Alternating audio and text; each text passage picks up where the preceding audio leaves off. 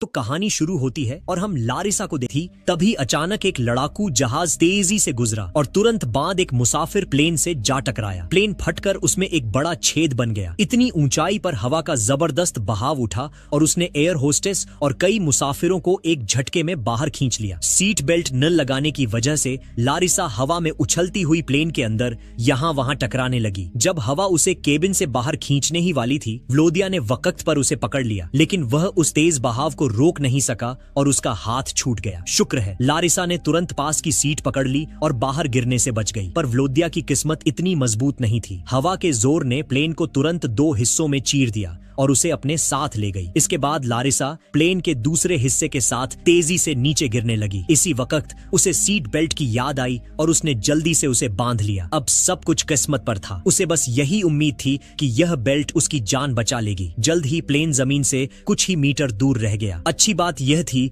कि उसकी नीचे गिरने की रफ्तार थोड़ा कम हो चुकी थी। कुछ ही सेकंड बाद वह सीधे जमीन से जा टकराई। किसी को उम्मीद नहीं थी, मगर लारिसा करिश्माई तरीके से जिंदा बच गई। जब उसकी आंख खुली, वह एक जंगल के अंदर पड़ी थी। किसी तरह वो बच गई थी, लेकिन एक टुकड़ा उसकी टांग के आर पार चला गया था। शुक्र था कि वह किसी बड़ी नस पर नहीं लगा। उसने उसे निकालने की सोची, मगर वह बुरी तरह फंसा हुआ था। जरा सा भी हिलाने पर लारिसा दर्द से बेहाल होकर बेहोश होने वाली महसूस करती थी, लेकिन वह जानती थी कि उसे इसे निकालना ही पड़ेगा। एक बार फिर उसने हिम्मत जुटाई और पूरी ताकत लगाई। टुकड़ा धीरे धीरे उसकी टांग से बाहर आने लगा। आखिरकार दिल दहला देने वाली चीखों के बीच वह बाहर निकल आया। लारिसा वहीं बैठकर काफी देर तक सुस्ताती रही। तब जाकर उसे उस जबरदस्त दर्द से थोड़ा आराम मिला। उसने जल्दी से अपनी स्कर्ट का एक हिस्सा फाड़ा और घाव पर पट्टी बांध ली। फिर वह मुश्किल से खड़ी हुई और व्लोदिया का नाम जोर जोर से पुकारने लगी। उसने देखा कि पिछली सीट पर एक और मुसाफिर की लाश पड़ी है। वह खुशी में उसके पास भागी, पर अगले ही पल उस बुरी तरह मरे हुए आदमी को देखकर वह बेहोश होते होते बची। वह बेबस होकर जमीन पर बैठ गई और धीरे धीरे बेहोशी में चली गई। काफी देर बाद एक मच्छर के काटने से उसकी आंख खुली। फिर उसे एक हेलीकॉप्टर की तेज आवाज सुनाई दी। वह सरकार की तरफ से आई बचाव टीम थी। लारिसा ने जल्दी से पास पड़े मरे हुए आदमी के गले का मफलर उतारा और उस आवाज की तरफ तेजी से भागी। घाव के जबरदस्त दर्द की भी परवाह नहीं की। हेलीकॉप्टर देखकर उसने तुरंत अपने हाथ में मफलर हिलाना शुरू किया और जोर जोर से चिल्लाई, पर हेलीकॉप्टर उसके ऊपर से गुजर गया। शुक्र है उसमें बैठे एक पायलट की नजर उस पर पड़ गई, मगर पास बैठे अफसर का मानना था कि 5000 मीटर की ऊंचाई से गिरने के बाद किसी का जिंदा बचना नामुमकिन है। उसने कहा कि वह शायद पास के कैंप का रसोइया होगा, जो हेलीकॉप्टर देखकर हाथ हिला रहा है। लारिसा अपनी आंखों के सामने जीने का इकलौता मौका दूर जाते हुए देखती रही, पर वह कुछ नहीं कर सकी। इसी बीच दूसरी तरफ जमीन पर काम कर रहे लोग भी बड़े पैमाने पर तलाश कर रहे थे, पर हर जगह उन्हें बस लाशें ही मिल रही थीं। कोई भी जिंदा नहीं मिला। तभी वही हेलीकॉप्टर उस अफसर को छोड़ने के बाद वापस आकर फिर से ढूंढने का फैसला करता है। पायलट को लगा कि वह आदमी हाथ नहीं हिला रहा था, बल्कि मदद मांग रहा था। उनके भी अपने परिवार हैं, इसलिए वे पीड़ित परिवारों का दर्द समझ सकते हैं। जब तक थोड़ी सी भी उम्मीद है, तब तक हार नहीं माननी चाहिए। उधर लारिसा की मां राइसा को जैसे ही हादसे की खबर मिली, वह रोती बिलखती तुरंत हवाई अड्डे पहुंच गई। लेकिन वहां पहुंचकर उन्हें बड़ा अजीब लगा। कर्मचारियों ने कहा कि यह एक सड़क दुर्घटना थी, जबकि राइसा अच्छी तरह जानती थी कि उनकी बेटी तो प्लेन में सफर करती थी। उन्हें लगा कि यहाँ कुछ न कुछ तो गड़बड़ है। आखिर कर्मचारी उनकी आंखों में देखकर झूठ क्यों बोल रहे थे? क्या हादसे के पीछे कोई ऐसा राज है जिसे वो दुनिया से छुपा रहे हैं? इधर जंगल में लारिसा ने हिम्मत नहीं छोड़ी। उसका दिल बार बार कह रहा था कि उसे व्लोदिया के प्लेन का आगे वाला हिस्सा ढूंढना चाहिए, ताकि उसे पता चले कि वह जिंदा बचा या नहीं। दर्द और थकान के बावजूद वह धीरे धीरे उसी दिशा में बढ़ने लगी। लेकिन तभी एक डरावना साया उसकी नजर में आया। एक चीता। उसके पैरों के नीचे पत्तियां चरमराईं और चीता तुरंत उसकी तरफ मुड़ गया। लगता था कि वह खून की महक का पीछा करते करते यहाँ आया था और साफ दिख रहा था कि वह कई दिनों से भूखा था। लारिसा धीरे धीरे पीछे हटने लगी। दिल इतनी तेज धड़क रहा था कि जैसे सीने से बाहर निकल आएगा। लेकिन तभी गलती से उसका पैर एक सूखी टहनी पर पड़ गया और जोर की टिक की आवाज जंगल में गूंज गई। बस यही आवाज चीते को उसकी तरफ खींच लाने के लिए काफी थी। अब उसे लाशों से ज्यादा एक जिंदा लड़की में दिलचस्पी थी। डर के मारे लारिसा की सांसें सांसें रुक गईं। वह पलक तक नहीं झपका पा रही थी। उसे लगा कि बस कुछ ही सेकंड में वह चीते का शिकार बन जाएगी, लेकिन तभी ऊपर से फिर वही हेलीकॉप्टर लौट आया। उसकी इंजन की जबरदस्त आवाज जंगल में ऐसी गूंजी कि चीता एक पल में डर कर भाग गया। एक बार फिर लारिसा मौत के मुंह से बच गई, पर उसकी बदकिस्मती यह थी कि हेलीकॉप्टर उसे देखे बिना ही आगे बढ़ गया। वह समझ ही नहीं पा रही थी कि यह किस तरह का खेल चल रहा है। हर बार उम्मीद सामने आती है और हर बार उससे दूर चली जाती है। वह अभी अभी हुए इस डरावने पल से पूरी तरह उबर भी नहीं पाई थी कि उसके घायल पैर में फिर से भयंकर दर्द उठने लगा। लारिसा थक चुकी थी, प्यास से गला सूख गया था और डर से दिमाग सुन्न पड़ा था। उसने अपनी जेब टटोली और सिगरेट का पैकेट निकाला। उसे लगा कि शायद एक कश लेकर वह अपने टूट चुके होश हवास को थोड़ा संभाल ले, लेकिन प्लेन हादसे में पैकेट पूरी तरह भीग चुका था और सिगरेटें खराब हो गई थीं। इतना देखकर वह गुस्से से भर गई। उसे लगा कि आज तो जैसे सिगरेट पीना भी किसी अमीर आदमी जैसा शौक बन गया है। जब वह समझ नहीं पा रही थी कि अब आगे क्या करे, तभी उसकी नजर अचानक अनजाने में अपने हाथ में पकड़ी उस सूखी टहनी पर पड़ी। पहले तो उसे कुछ समझ नहीं आया, लेकिन कुछ सेकंड बाद वह उसी टहनी को घूरने लगी, जैसे दिमाग में कोई पुरानी याद जाग गई हो। लारिसा को याद आया कि प्लेन ईस्ट की तरफ उड़ रहा था और हादसे के वक्त व्लोधिया आगे वाले हिस्से में था। अगर उसे व्लोधिया को खोजना है तो दिशा जानना सबसे जरूरी है। उसने आसपास नजर दौड़ाई और पास पड़े एक छोटे से टेडी बेयर को देखा जो शायद किसी बच्चे का था। उसे उठाते ही उसमें से एक पतली चांदी जैसी सुई गिर पड़ी। वह मुस्कुराई जैसे प्रकृति खुद उसे संकेत दे रही हो। उसने नदी के पास जाकर पत्तों पर वह सुई रखी और धीरे धीरे पानी की हलचल से दिशा पहचान ली। अब उसे पता था कि उसे किस ओर जाना है। फिर उसने नदी से थोड़ा साफ पानी भरा ताकि प्यास लगने पर काम आए। चलने में आसानी के लिए उसने पास पड़े मरे हुए आदमी के कपड़े उतारकर पहन लिए, क्योंकि उसके अपने कपड़े फट चुके थे और जंगल में चलना मुश्किल हो रहा था। यहाँ तक कि उसने अपनी ऊंची एड़ी वाली सैंडल को भी चाकू से काटकर चप्पल जैसा बना लिया, क्योंकि ऐसे इलाके में हील पहनकर चलना अपने आप को नुकसान पहुंचाना था। उसके पैर लहूलुहान थे, पर वह रुकना नहीं चाहती थी। लंगड़ाती हुई, थकी हुई, पर उम्मीद के सहारे वह आगे बढ़ती रही। जंगल में दूर दूर तक फैली चिड़ियों की आवाजें, हवा की सीटी और पेड़ों की सरसराती शाखाएं उसे लगातार डरा रही थीं। हर आवाज उसे याद दिला रही थी कि यहाँ जरा सी चूक उसकी जान ले सकती है। थोड़ा और आगे बढ़ने पर उसे एक जगह कई टूटे हुए पेड़ दिखाई दिए, जैसे कोई भारी चीज उनके ऊपर गिरी हो। यह देखकर उसका दिल थोड़ा हल्का हुआ। उसे लगा कि शायद वह प्लेन के बाकी हिस्से की तरफ ही जा रही है, लेकिन उसकी यह राहत ज्यादा देर नहीं टिक पाई। अचानक उसका पैर फिसला और वह एक गहरे कीचड़ वाले दलदल में धंसने लगी। शुरू में उसने सोचा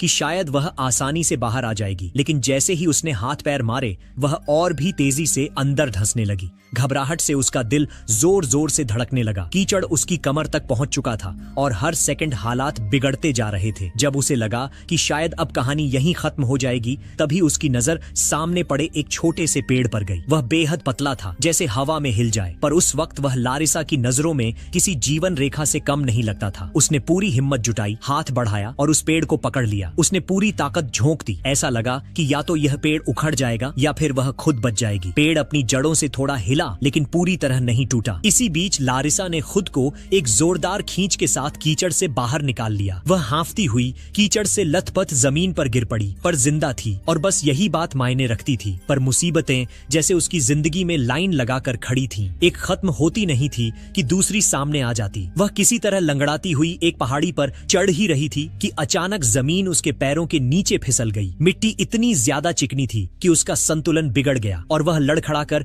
फिर से नीचे लुढ़क गई। गिरते हुए उसने कई पत्थरों को टक्कर मारी, पर गनीमत थी कि उसे कोई बड़ी चोट नहीं आई। लेकिन नीचे जाकर उसने जब ऊपर देखा तो उसकी हिम्मत टूटने लगी। उसे उसी रास्ते को दोबारा चढ़ना था। टांग में गहरा जख्म होने के कारण हर कदम उसके लिए किसी सज्जा जैसा था। फिर भी उसने दांत भींचे और धीमे धीमे खुद को ऊपर खींचने लगी। दर्द से उसकी आंखों में आंसू आ रहे थे, लेकिन उसने रुकना नहीं चाहा। जैसे तैसे वह ऊपर पहुंची ही थी कि उसकी सांसें रुक गईं। वही चीता उसके सामने खड़ा था, वही चीता जिससे वह एक बार जान बचाकर भागी थी। लारिसा का दिमाग सुन्न पड़ गया। उसे समझ नहीं आया कि किस्मत उस पर इतना गुस्सा क्यों कर रही है। उसने सोचा कि शायद वह धीरे धीरे बिना आवाज किए चीते के पास से निकल जाए, लेकिन चीते ने उसकी हल्की सी हरकत भी पकड़ ली। इस बार हेलीकॉप्टर की आवाज नहीं थी, न कोई इंसान आसपास, न कोई चमत्कार, सिर्फ वह और मौत सा खतरनाक एक शिकारी। लारिसा ने एक पल भी नहीं सोचा। वह जितनी ताकत उसके शरीर में बची थी उतनी लगाकर भागी। उसके पीछे चीता जोरदार छलांगों के साथ दौड़ा, पत्तियां उड़ रही थीं, पेड़ कांप रहे थे और लारिसा का दिल जैसे सीने से बाहर निकल आने वाला था। जब वह लगभग चीते के पंजों की पहुंच में आने ही वाली थी, तभी अचानक उसका पैर फिसला और वह सीधे एक गहरे गड्ढे में जा गिरी। यह गड्ढा इतना गहरा था कि गिरते हुए उसका होश उड़ गया और वह बेहोश हो गई। काफी देर बाद उसकी आंखें धीरे धीरे खुली। सिर भारी था, पूरा शरीर दर्द से भरा हुआ था, फिर भी वह किसी तरह उठी और चारों तरफ देखा। गड्ढे के ऊपर की तरफ झाड़ियों के बीच से थोड़ी रोशनी आ रही थी। उसने ऊपर झांका। शुक्र था कि चीता कहीं नजर नहीं आ रहा था। वह राहत की सांस ले ही रही थी कि अचानक झाड़ियों में कुछ हलचल हुई। उसका दिल फिर से जोर से धड़कने लगा और ठीक उसी पल चीते की परछाई दोबारा सामने आ गई। उसका खून जैसे जम गया। वह तुरंत एक बड़े पत्थर के पीछे दुबक गई, सांस तक रोक ली। अच्छी बात यह हुई कि चीते की नजर गड्ढे के अंदर नहीं पड़ी। अगर वह एक सेकंड भी हिली होती तो शायद कहानी यहीं खत्म हो जाती। इसके बाद लारिसा रास्ते में धीरे धीरे चल रही थी कि उसकी नजर अचानक जमीन पर पड़े एक लाइटर पर पड़ी। इतने दिनों से मौत, दर्द और डर के बीच फंसी हुई वह उस छोटे से लाइटर को देखकर पहली बार मुस्कुरा दी। उसे लगा कि अब कम से कम उसे भूखा नहीं रहना पड़ेगा और सबसे बड़ी बात, वह सिगरेट भी पी सकती थी। ये छोटी सी चीज उस वक्त उसके लिए किसी खजाने से कम नहीं थी। थोड़ी ही दूरी पर उसे एक पुराना खाने का डिब्बा भी मिला जिसमें कुछ बचा खुचा खाना था। उसने धीरे धीरे खाया और महसूस किया कि उसके शरीर में थोड़ी ऊर्जा लौट रही है। उसे लगा जैसे जिंदगी ने उसे थोड़ा और आगे बढ़ने का संकेत दिया हो। इसी दौरान दूसरी तरफ अफसरों की मीटिंग में एक बड़ा सच सामने आ गया। असल वजह यह थी कि जब भी सेना कोई हवाई मिशन करती है तो वह आम हवाई जहाजों को इसकी जानकारी दे देती है ताकि रास्ते में कोई टक्कर या गलतफहमी न हो। लेकिन इस बार यह सूचना नहीं दी गई थी। पायलट अपने तय रास्ते पर उड़ रहा था और उसे अंदाजा भी नहीं था कि सामने एक मुसाफिर प्लेन है। नतीजा, एक भयानक टक्कर। अफसरों को पता था कि अगर यह बात दुनिया को बताई गई तो सेना की भारी बदनामी होगी। लोग सवाल पूछेंगे, जिम्मेदारों पर उंगली उठाएंगे और देश भर में हंगामा मच जाएगा। इसलिए उन्होंने सच को फिलहाल दफन करने का फैसला किया, भले ही दर्जनों लोगों की जान गई हो। इधर लारिसा कई मुश्किलों को पार करने के बाद आखिरकार प्लेन के आगे वाले हिस्से के करीब पहुंची। उसके दिल में इतनी उम्मीद थी कि उसके थके हुए शरीर को भी ताकत मिल रही थी। उसे यकीन था व्लोदिया जरूर जिंदा होगा। उसने खुद से कहा, वह इतना आसान आदमी नहीं है कि बस ऐसे ही चला जाए। हमने हर मुश्किल एक साथ झेली है, ये भी पार कर लेंगे। लेकिन उससे पहले एक और चुनौती उसका इंतजार कर रही थी, एक तेज बहती हुई नदी। अगर उसे प्लेन का आगे का हिस्सा देखना है तो उसे यह नदी पार करनी ही होगी। उसने पानी को ध्यान से देखा। बहाव काफी तेज था, फिर भी उसने हिम्मत की, कुछ कदम आगे बढ़ी और अचानक उसका पैर फिसला और वह तेज धार में बहने लगी। वह कई बार पानी के नीचे गई, फिर ऊपर आई। उसके हाथ पैर काफी घायल हो चुके थे, पर वह हार मानने को तैयार नहीं थी। वह किसी तरह तैरती रही, पत्थरों को पकड़ती रही और पानी के बहाव से लड़ती रही। आखिरकार उसकी किस्मत ने साथ दिया। वह एक बड़े पत्थर से टकराई और उसी का सहारा लेकर किनारे तक पहुंच गई। थकी हारी वह किनारे पर गिर पड़ी, भारी सांसें लेती हुई। लेकिन उसकी आंखों में अब भी वही उम्मीद थी, व्लोदिया को ढूंढने की। प्लेन के आगे वाले हिस्से पर फैला हुआ खून साफ बता रहा था कि हादसा कितना भयानक था। लारिसा जरूरी सामान टटोल रही थी कि अचानक उसकी नजर एक सिग्नल गन यानी आतिशबाजी वाली बंदूक पर पड़ी। उसके चेहरे पर थोड़ी रोशनी लौटी। उसने बिना वक्त गंवाए उसमें गोली भरी और आसमान की ओर दागा दी। लेकिन किस्मत ने फिर मोड़ ले लिया। इस समय बचाव टीम आसपास कहीं थी ही नहीं, इसलिए किसी ने यह इशारा नहीं देखा। जब वह दूसरी गोली चलाने की सोच रही थी तभी उसे याद आया कि बेवजह गोलियां खत्म करना खतरे की बात है। उसने धीरे से गोली वापस निकाली और मन ही मन तय किया कि इसे तभी चलाएगी जब बचाव दल उसकी रेंज में हो। उसी वक्त मौसम ने अचानक करवट ली। तेज हवा और ठंड ने उसकी हड्डियां जमा दी। उसके दांत कटकटाने लगे और शरीर बर्फ की तरह सख्त होने लगा। उसने जल्दी जल्दी सूखी लकड़ियां इकट्ठी की और आग जलाने की कोशिश की, लेकिन बदकिस्मती से लाइटर पानी में रहने से पूरी तरह खराब हो चुका था। लारिसा को महसूस होने लगा कि अगर उसने जल्द कुछ नहीं किया तो वह ठंड से मर सकती है। उसने प्लेन के मलबे के बीच पड़ा एक प्लास्टिक का थैला उठाया और उसे अपने सिर पर बांध लिया ताकि शरीर की थोड़ी बहुत गर्मी बाहर न जाए। उसने खुद को जितना हो सका सिकोड़ लिया और कांपते हुए वहीं लेट गई। आखिरकार थकान और ठंड ने उसे नींद में धकेल दिया। उधर हादसे की खबर मिलते ही लारिसा और व्लोदिया दोनों के माँ बाप उस इलाके में पहुंच गए थे, लेकिन वहां पहुंचकर उन्हें और ज्यादा सदमा लगा क्योंकि सेना ने पूरे क्षेत्र को चारों तरफ से घेर लिया था। किसी आम आदमी को अंदर जाने की इजाजत नहीं थी, चाहे वह पीड़ित परिवार ही क्यों न हो। लारिसा के पापा की पहचान सेना के एक बड़े अफसर से थी, इसलिए उन्हें उम्मीद थी कि शायद वह किसी तरह सच तक पहुंच पाएंगे, पर असलियत यह थी कि अंदर घुसना ही एक बहुत बड़ी चुनौती थी। इसी बीच व्लोदिया की माँ गैलेना, जो भीतर से पूरी तरह टूट चुकी थी, अचानक एक बहादुरी भरा फैसला लेती है। उन्होंने अपनी कार स्टार्ट की और बिना किसी डर के सीधे चेक पॉइंट के बैरियर पर चढ़ाकर उसे तोड़ते हुए अंदर घुस गईं। सिपाही तुरंत उनके पीछे भागे, लेकिन वे उस औरत की जज्बे और ड्राइविंग को कम आंक रहे थे। वह उनसे पहले आगे बढ़ते हुए सीधा हेडक्वार्टर के गेट तक पहुंच गईं। शुक्र था कि उनके कुछ पुराने ताल्लुक हाई रैंक लोगों से थे, वरना उस दिन उन्हें गिरफ्तार कर लिया जाता। लेकिन वहां मौजूद अफसरों ने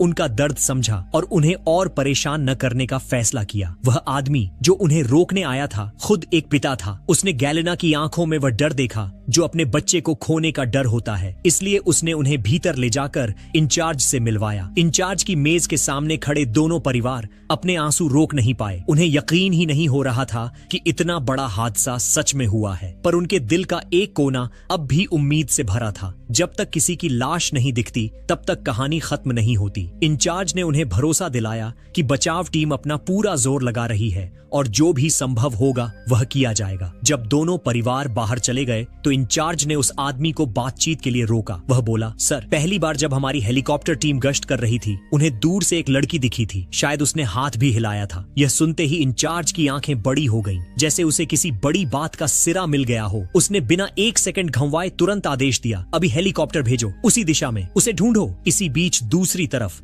लारिसा थकान और दर्द से टूटी हुई चल रही थी कि तभी उसकी नजर एक पेड़ की टहनी पर अटके हुए एक बैग पर पड़ी। उसने बैग उतारा, साफ किया और जैसे ही उस पर नजर गई उसका दिल बैठ गया। वह व्लोदिया का बैग था। बैग खोलकर देखा तो उसमें उसकी अपनी एक तस्वीर रखी हुई थी, वही तस्वीर जो व्लोदिया हमेशा अपने साथ रखता था। तस्वीर देखते ही उसकी आंखें नम हो गईं। उसे उन दोनों के पुराने दिन याद आने लगे। हंसी, छोटी छोटी लड़ाइयां, सफर, सपने, सब कुछ एक पल में जैसे आंखों के सामने घूम गया। लेकिन यह हादसा, इसने एक ही दिन में सब कुछ तोड़ दिया था। वह तस्वीर को सीने से लगाकर कुछ देर चुपचाप बैठी रही, फिर गहरी सांस लेकर बैग को अपनी पीठ पर डाला और भारी मन से आगे बढ़ चली। थोड़ी देर बाद जब वह एक गहरी घाटी जैसे गड्ढे के पास पहुंची तो अचानक उसकी आंखें चमक उठी। उसे व्लोदिया दिखाई दे रहा था। उस पल उसने दर्द, थकान, डर सब भुला दिया। वह बिना सोचे, बिना अपनी घायल टांग की परवाह किए सीधे उस गहरे गड्ढे में कूद पड़ी। नीचे पहुंचते ही वह लड़खड़ाते कदमों से व्लोदिया की तरफ भागी, उसे गले लगाने के लिए, उसे उठाने के लिए, उसे वापस पाने के लिए। लेकिन तभी ऊपर से गूंजती एक हेलीकॉप्टर की जोरदार आवाज ने उसे जैसे नींद से जगा दिया। वह पलटकर खड़ी हुई। अब उसे लगा कि सब ठीक हो जाएगा, वह और व्लोदिया साथ वापस जाएंगे। लेकिन जब उसने पूरी हकीकत देखी तो उसके पैरों के नीचे से जमीन खिसक गई। वहां कोई जिंदा इंसान नहीं था, सिर्फ व्लोदिया का एक ठंडा बेजान शरीर। लारिसा वहीं बैठ गई और फूट फूट कर रो पड़ी। वह चिल्लाई, उसे हिलाया, बार बार पुकारा, लेकिन जवाब में सिर्फ खामोशी थी। वह इस सच को मानने को तैयार नहीं थी। लगता था जैसे उसकी आधी जान वहीं रुक गई हो। कुछ देर बाद आंसू पोंछकर उसने खुद को संभाला। उसने आसमान की तरफ देखा और सोचा, अगर व्लोदिया स्वर्ग में होगा तो वो भी चाहेगा कि मैं जिंदा रहूं, भागू नहीं, हार न मानूं। उसने आखिरी बार व्लोदिया के माथे को छुआ और भारी दिल से गड्ढे की दीवारों की तरफ बढ़ गई। फिर उसने बदहवासी में ऊपर चढ़ना शुरू किया। बारिश हो रही थी, कीचड़ था और दीवारें इतनी फिसलन भरी थीं कि चढ़ना लगभग नामुमकिन था। उधर बचाव टीम भी चारों तरफ उसकी खोजबीन कर रही थी।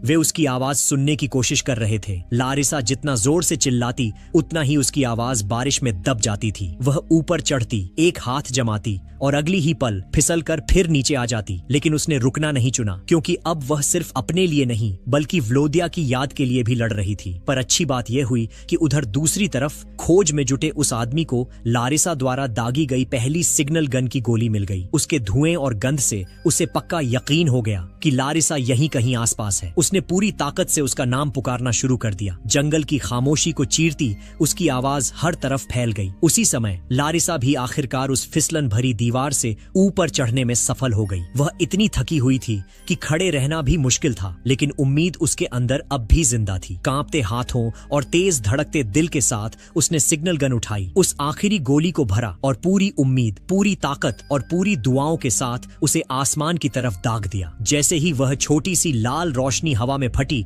बचाव टीम की नजर सीधा उसी पर जा टिकी और बस 3 दिन तक मौत से लड़ती इस लड़की को आखिरकार बचा लिया गया। शायद आप सोचें कि 5000 मीटर की ऊंचाई पर प्लेन क्रैश होने के बाद किसी का जिंदा बचना नामुमकिन है, लेकिन यह वाकई एक सच्ची घटना है। 24 अगस्त 1981 को पुराने सोवियत संघ का एक मुसाफिर प्लेन एक फौजी लड़ाकू विमान से टकराकर बीच आसमान में फट गया था। दर्जनों लोग मारे गए, पर एकमात्र जिंदा बचने वाली थी यही लड़की लारिसा। लेकिन इस पूरी घटना को सालों तक राज रखा गया। सेना की गलती थी, इसलिए असलियत दुनिया के सामने नहीं आने दी गई। कई साल बाद जाकर सच सामने आया और तब सरकार ने उसे बड़ा मुआवजा भी दिया। वक्त बीता, जिंदगी आगे बढ़ी। लारिसा ने शादी की, उसके बच्चे हुए, पर जब भी कोई पत्रकार उससे इस हादसे के बारे में पूछता है तो उसकी आंखें भर आती हैं, क्योंकि उसे व्लोदिया याद आ जाता है, उसका पहला प्यार, उसका हमसफर जिसका हाथ आखिरी घड़ी में उससे छूट गया था। उसके साथ बिताए छोटे छोटे पल, उनकी हंसी, उनकी योजनाएं, उनकी बहसें, सब कुछ उसकी यादों में आज भी जिंदा है। और हर बार उसके दिल में एक ही बात उठती है, अगर उस दिन उसने भी सीट बेल्ट बांध ली होती तो शायद कहानी कुछ और होती। और दोस्तों, यह थी लारिसा की कहानी, एक ऐसी लड़की की जिसने मौत, जंगल, दर्द और अकेलेपन से लड़ते हुए 3 दिन तक अपनी जिंदगी को दांव पर लगाया और आखिरकार जीत गई। यह कहानी हमें एक बात जरूर सिखाती है, जिंदगी कभी कभी हमें ऐसे हालात में डाल देती है जहां सिर्फ 2 ही रास्ते होते हैं, हार मान लो या फिर लारिसा की तरह लड़कर वापस उठ जाओ। लारिसा आज भी जिंदा है, उसकी अपनी फैमिली है, लेकिन उसके दिल का एक हिस्सा व्लोदिया के साथ ही रह गया, क्योंकि पहला प्यार कभी मिटता नहीं, वो बस याद बनकर दिल में बस जाता है। दोस्तों, अगर आपको यह सच्ची कहानी दिल से महसूस हुई हो तो वीडियो को लाइक जरूर करना और कमेंट में